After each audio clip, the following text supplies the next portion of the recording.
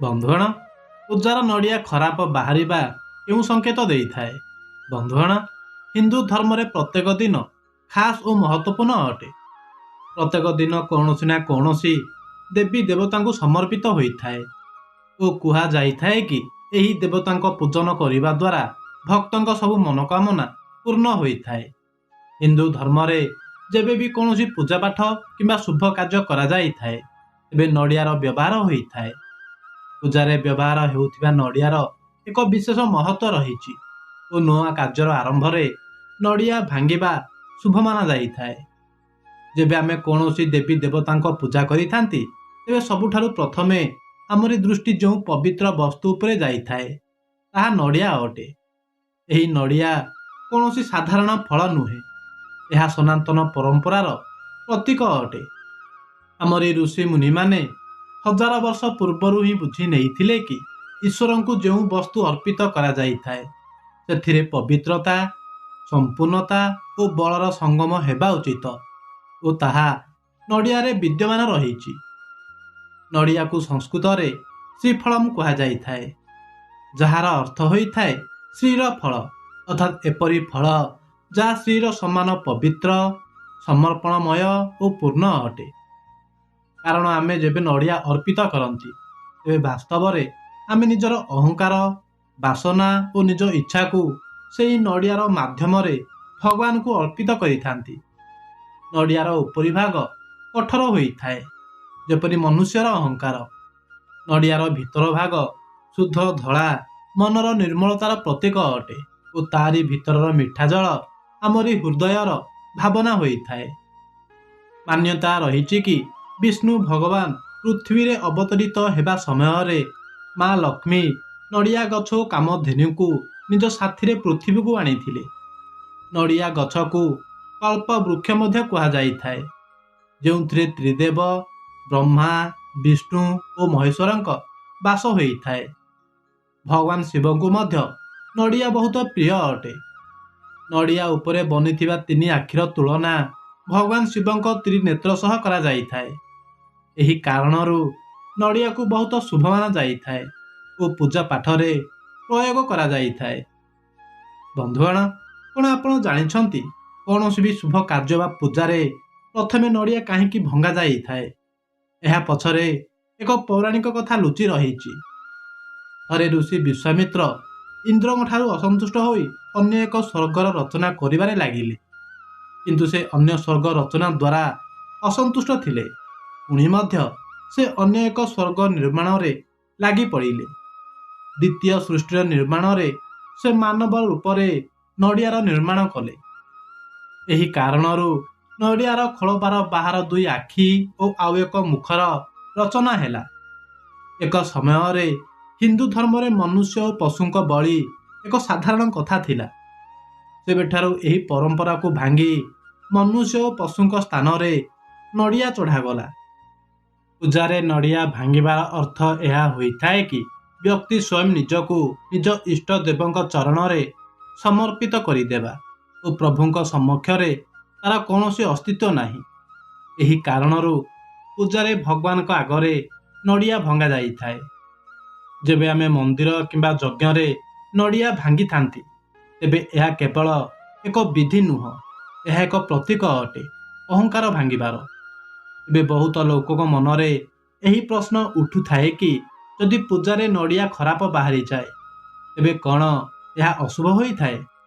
ଏହାର ଉତ୍ତର କେବଳ ଶୁଭ କିମ୍ବା ଅଶୁଭ ଶବ୍ଦରେ ଦିଆଯାଇପାରିବ ନାହିଁ, କାରଣ ନଡ଼ିଆ ସ୍ୱୟଂ ଏକ ଜୀବନ୍ତ ପ୍ରତୀକ ଅଟେ ଓ ସେ ଆମକୁ ସଂକେତ ଦେଇଥାଏ।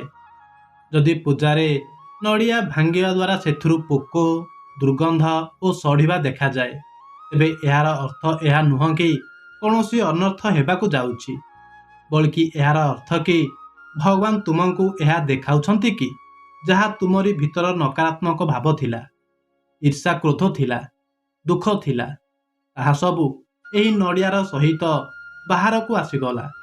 ଅର୍ଥାତ୍ ତୁମର ଦୋଷ ଏବେ ଜଳି ଯାଇଛି, ସମାପ୍ତ ହୋଇଯାଇଛି। ଏହି କାରଣରୁ ଏହାକୁ ଅଶୁଭ ନୁହଁ ବଳିକି ଏକ ସକାରାତ୍ମକ ସଂକେତ ମାନିବା ଉଚିତ। କୁହାଯାଇଛି କି ଦେବତା ଦୋଷ ଦିଅନ୍ତି ନାହିଁ, ଚେତାବନୀ ଦେଇଥାନ୍ତି। ଯଦି ନଡ଼ିଆରେ କିଛି ଖରାପ ବାହାରି ଆସେ, ତେବେ ଭଗବାନଙ୍କ କରୁଣା କି ସେ ତୁମକୁ ଦେଖାଉଛନ୍ତି କି ହେ ଭକ୍ତ, ଏବେ ନିଜ ଭିତରର ଅଶୁଦ୍ଧିକୁ ଶୁଦ୍ଧ କର। ଏହି କାରଣରୁ ଏପରି ସମୟରେ ବ୍ୟସ୍ତ ହୁଅ ନାହିଁ, ବଳିକି ଆଉ ଏକ ଶୁଦ୍ଧ ନଡ଼ିଆ ଆଣନ୍ତୁ। ତାକୁ ମନରେ ଶ୍ରଦ୍ଧା ସହ ଚଢ଼ାନ୍ତୁ ଓ କୁହନ୍ତୁ, ହେ ପ୍ରଭୁ, ଏହି ନଡ଼ିଆ ମୋରି ସମର୍ପଣର ପ୍ରତୀକ ଅଟେ। ମୋରି ହୃଦୟ ନିର୍ମଳ ରହୁ। ପୁଣି ପୂଜା ଜାରି ରଖନ୍ତୁ। ଏବେ ଏହା ବି ବୁଝନ୍ତୁ କି ନଡ଼ିଆକୁ କିପରି ସମ୍ଭାଳିବା ଉଚିତ। ନଡ଼ିଆକୁ କେବେ ମଧ୍ୟ ଅନାନ୍ଦାରରେ ରଖିବା ଉଚିତ ନୁହଁ, କାରଣ ଏହାକୁ ଭଗବାନଙ୍କ ସ୍ୱରୂପ ମାନାଯାଇଛି। ଯେବେ ନଡ଼ିଆକୁ ପୂଜାରେ ଚଢ଼ାଯାଏ ଓ ପରେ ତାହା ଭାଙ୍ଗିବା ପରେ ଖରାପ ବାହାରି ଆସେ, ତେବେ ତାକୁ ଅଳିଅ କାଚଡ଼ାରେ ପକାଇବା ଉଚିତ ନୁହଁ, କାରଣ ତାହା ଦେବର୍ପଣ ଅଟେ। ତାକୁ କୌଣସି ପବିତ୍ର ସ୍ଥାନ, ଯେପରି କୌଣସି ବୃକ୍ଷର ମୂଳେ ବହୁଥିବା ଜଳର ପ୍ରବାହ କିମ୍ବା କୌଣସି ତୁଳସୀ ଗଛ ପାଖରେ ରଖିଦେବା ଉଚିତ। ଏହା ସହ ପ୍ରାର୍ଥନା କରନ୍ତୁ କି, ହେ ଭଗବାନ, ଏହି ନଡ଼ିଆ ମୋରି ଅଶୁଭ କର୍ମକୁ ନିଜ ସହିତ ନେଇଯାଉ ଓ ମୋରି ଜୀବନରେ ପବିତ୍ରତା ଆଣୁ। ନଡ଼ିଆରେ ତିନି ଆଖି ରହିଥାଏ। ଏହି ତିନି ଆଖି ତ୍ରିମୂର୍ତ୍ତିର ପ୍ରତୀକ ଅଟେ, ବ୍ରହ୍ମା, ବିଷ୍ଣୁ ଓ ମହେଶ୍ୱରଙ୍କ। ଯେବେ ଆମେ ନଡ଼ିଆକୁ ଭଗବାନଙ୍କୁ ଅର୍ପିତ କରନ୍ତି, ତେବେ ଏହି ତିନି ଶକ୍ତି ଆମରି ଭିତରେ ଜାଗୃତ ହୋଇଥାଏ, ଯାହା ସୃଜନ, ପାଳନ ଓ ସଂହାରର। ଏହି କାରଣରୁ ନଡ଼ିଆକୁ କେବଳ ପୂଜାର ବସ୍ତୁ ନୁହଁ, ବଲ୍କି ବ୍ରହ୍ମାଣ୍ଡର ସୂକ୍ଷ୍ମ ରୂପ ଅଟେ।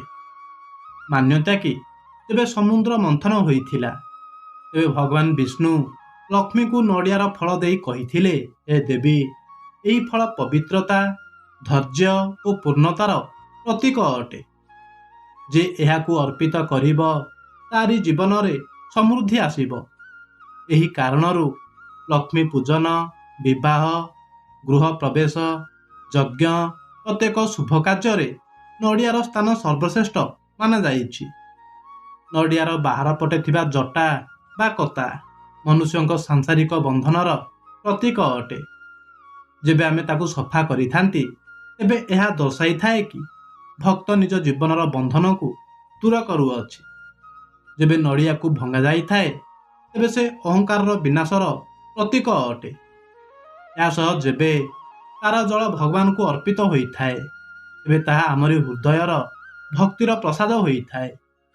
ଏହି କାରଣରୁ ଯେବେ ବି ଆପଣ ନଡ଼ିଆ ଭାଙ୍ଗିବେ, ତେବେ ଏହି ଭାବନାରେ ଭାଙ୍ଗନ୍ତୁ କି, ହେ ପ୍ରଭୁ, ଯେପରି ଏହି ନଡ଼ିଆ ଭାଙ୍ଗିକରି ନିଜ ଭିତରର ଅମୃତ ଦେଖାଉଛି, ସେହିପରି ମୋରି ହୃଦୟ ମଧ୍ୟ ଭାଙ୍ଗି ପ୍ରେମ ଦେଖାଉ। ଏବେ ବହୁତ ଲୋକ ଡରିଯାଆନ୍ତି କି ପୂଜାର ନଡ଼ିଆ ଭାଙ୍ଗିବା ସମୟରେ ଏଣେ ତେଣେ ବ୍ୟାପିଯିବା ବା ଭାଙ୍ଗୁ ନାହିଁ। କ'ଣ ଏହା ବି କୌଣସି ସଂକେତ ଅଟେ? ହଁ, ଏହା ମଧ୍ୟ ଏକ ବାର୍ତ୍ତା ଅଟେ। ଯଦି ନଡ଼ିଆ ଭାଙ୍ଗିବା ସମୟରେ କଠିନ ଆସୁଥାଏ, ତେବେ ଏହା କହିଥାଏ କି ବ୍ୟକ୍ତିର ଅହଙ୍କାର ଏବେ ପୂରାପୂରି ଭାଙ୍ଗି ନାହିଁ। ଯଦି ନଡ଼ିଆ ଭାଙ୍ଗିବା ମାତ୍ରେ ହିଁ ଶୁଦ୍ଧ ଜଳ ଓ ଭିତର ଅଂଶ ଉଜ୍ଜଳ ଅଟେ, ତେବେ ଏହା ଶୁଭ ସଂକେତ ହୋଇଥାଏ। ଏହାର ଅର୍ଥ କି ତୁମରି ମନ ପବିତ୍ର ରହିଛି ଓ ଈଶ୍ୱର ତୁମରି ଭକ୍ତିରେ ପ୍ରସନ୍ନ ଅଛନ୍ତି। କିନ୍ତୁ ଯଦି ନଡ଼ିଆ ଭାଙ୍ଗିବା ମାତ୍ରେ ହିଁ ଜଳ କଳା ଓ ଦୁର୍ଗନ୍ଧଯୁକ୍ତ ବାହାରେ, ତେବେ ଡରିବାର କୌଣସି ଆବଶ୍ୟକତା ନାହିଁ। କେବଳ ଏହା ମାନନ୍ତୁ କି ତୁମରି ଆଖପାଖର ନକାରାତ୍ମକ ଊର୍ଜା ସେହି ନଡ଼ିଆର ସହିତ ନଷ୍ଟ ହୋଇଯାଇଛି।